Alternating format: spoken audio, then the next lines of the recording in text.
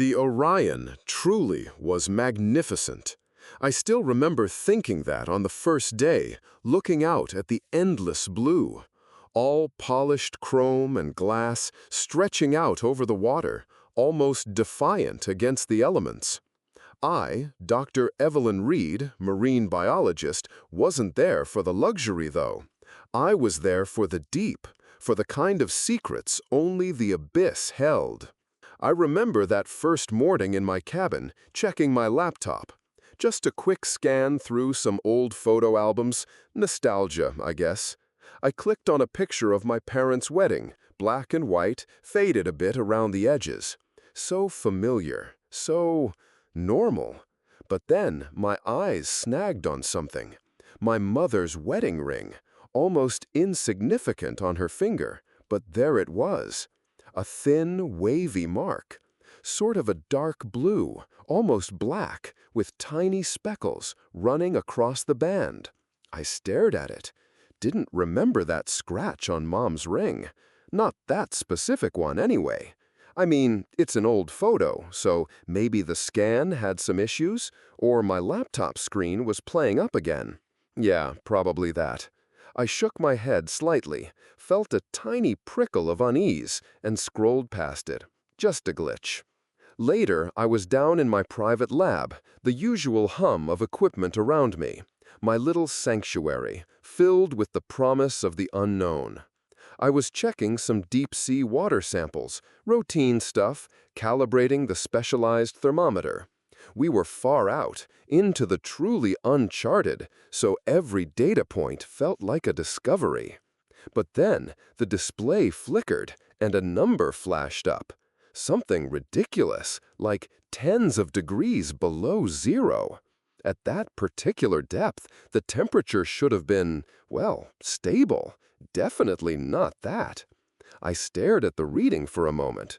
That's weird, really weird. Had to be a sensor glitch. This particular probe, honestly, it had been acting up a bit lately anyway. Probably just a small malfunction at such an extreme depth, nothing too special. I told myself that.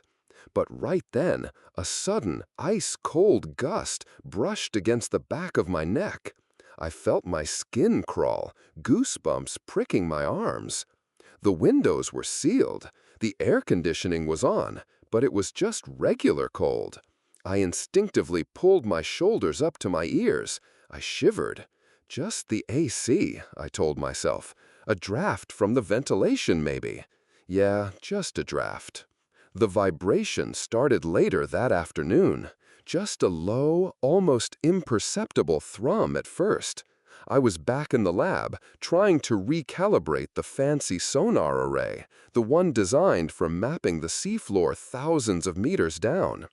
The screen, usually so crisp, started to flicker. It was like an old TV, losing signal, static fuzzing the edges. I tapped the screen, but it just got worse. Then, through the noise, a shape formed. Colossal. It was huge. Not a mountain range, not a hydrothermal vent field. Just a shape. Like a massive hand, or maybe a fin, dark and still, stretching up from a trench that seemed to swallow all light. It just was. My science, all my years of study, had nothing for this. Not a single thing. And then, the hydroacoustic parameters started going wild. A chain of infrasound readings. It wasn't whales. It wasn't any known marine creature. It was a sound, deep and slow. A growl, I guess you'd call it. It rumbled through the very deck plates beneath my feet, rattling my teeth. It felt like it was rattling my bones. No way. My hands flew to my ears, but it wasn't just in my ears. It was in my chest. What is that? That's not rock or a cave. I tried to name a sea creature in my head, any creature, but nothing fit. Nothing even came close. My face felt cold, clammy. I was breathing in ragged little gasps. And then, just as quickly, the sound cut off. It was replaced by a silence so heavy, so profound, it pressed down on me. I needed data, so I marched fast to the main server room. Every step felt urgent now. This wasn't a glitch, not anymore. I started pulling up old sonar logs, trying to cross-reference anything, any data from this specific region. But everything was corrupted. Data logs from the deeper parts of our current position were just digital garbage, overwritten with static or just gone. Empty files, like someone or something had meticulously erased them. And then, tucked away on a dusty corkboard behind a server rack, I saw it. A handwritten note, yellowed with age. Forbidden zone, curse of the deep, do not awaken it. My blood ran cold. I grabbed the ship's comms, my hands trembling slightly. Mark, this is Evelyn. I need you to check the deep-sea sensors now. Something's seriously wrong. There was a long pause, filled with static and a distant hum. Then his voice, muffled and oddly slow.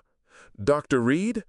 Yeah, the nav systems, they just act up sometimes. You know how it is, just erratic. He trailed off. Each word was just heavy. He kept pausing, like he was trying to remember something, or maybe trying really hard not to say it. And that pause was longer than any delay the static could cause. The ship itself felt different now. An undercurrent of unease had settled. I was due for a presentation with Monsieur Thorne, the ship's owner, a man who saw dollar signs where I saw unexplored wonders. He was tall, impeccably dressed, always with that too smooth smile. Dr. Reed, he'd said earlier, impress me, tell me you found something valuable. I adjusted my glasses, took a deep breath. In the grand salon, the air was thick with the scent of expensive perfume and the low murmur of conversations. Crystal glasses clinked. I projected my charts onto the main screen, showcasing the potential for new scientific discoveries in this virgin region of the abyss. My voice, I tried to make it sound professional, confident, but I was shaking inside. I spoke of unique ecosystems, of theories, of the deep ocean's incredible, unexplored biology. And then, it happened. The lights on the Orion flickered. Not just a dimming, but a frantic dance, like a dying strobe light. Then a complete blackout. Silence. A collective gasp. Red emergency lights bathed everything in an eerie glow. And then, from deep below the deck, from the very steel of the ship, a sound. A low, vibrating rumble. Not the growl from before, but a kind of deep, mechanical groan, stretching out, resonating through the floor, up through my feet. The water in the crystal goblets on the tables around us began to ripple, little concentric circles shivering outwards, vibrating, then sloshing over the edges. A wave of fear rippled through the room. Murmurs erupted, confused questions. And then a woman, one of the guests, suddenly clutched her head. Her silk scarf slipped, revealing a network of thin, throbbing veins around her temples. The whispers, she just kept saying, her voice a thin, reedy thing. The whispers from the abyss. I hear them. Her eyes, big and wild, were staring at something none of us could see. They were brimming with a raw, panicked terror. A terror I suddenly felt deep in my gut. Thorne, looking annoyed, clapped his hands loudly. Just a minor power fluctuation, ladies and gentlemen, nothing to worry about. But even his voice had a slight tremor. Monsieur Thorne, I cut in, my voice sharper than I intended. This is not a fluctuation. We need to investigate the deep sensors now. I glared at him. A dismissive wave of his hand. Dr. Reed, really, a little drama to make your presentation exciting? We appreciate your enthusiasm, but I assure you, everything is under control. No, it's not, I whispered, barely audible. We're not anymore. I didn't wait for his permission. I gathered Mark, the technical officer, and 2 other geologists, Dr. Chen and Liam. There was no time. We needed to get eyes on those sensors. I absolutely knew that whatever was down there, it wasn't just acting up.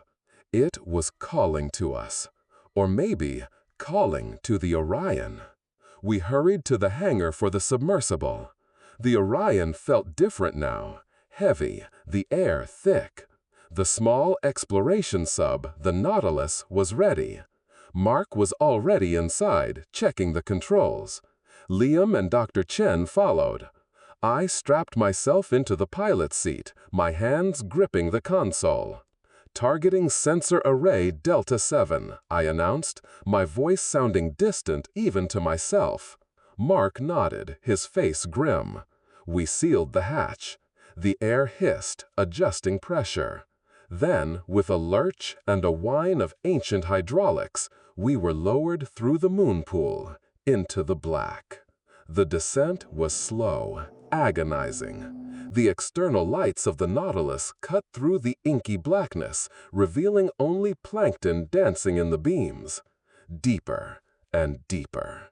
My heart hammered against my ribs. My initial scientific curiosity had curdled into something else entirely. Something cold, something dread-inducing. Then disaster. The powerful external floodlights, our only true eyes in this depth, began to flicker. One, then another.